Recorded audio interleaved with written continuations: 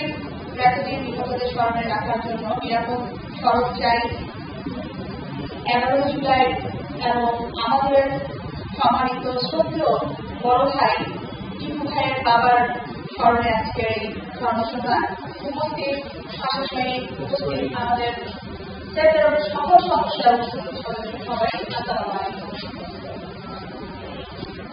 এখানে আসার পর এবং আমি যেহেতু রাজনীতির মেয়ে আমি কিছুটা জানি পরিবেশের সাথে আমার যে ক্রিয়াজ আছে মঞ্জুরা টিপু ভাইয়ের বাবা আমাদের আমির চাচা একজন বীর মুক্তিযোদ্ধা ছিলেন।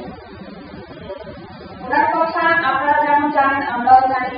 ওনার দুই সন্তান এখানে আছেন সুমন এবং টিপু ভাই, তারা এই ঢাকাতে এসে ঢাকাতেও তার বাবার সেই সুনাম অর্জন করে এসেছে এবং যাবে ইনশাআল্লাহ।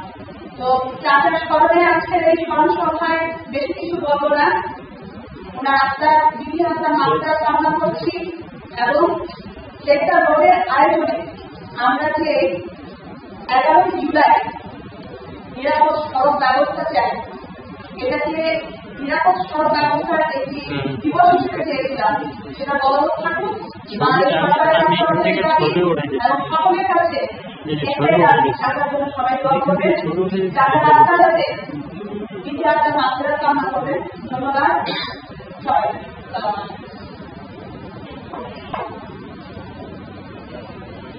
ধন্যবাদ।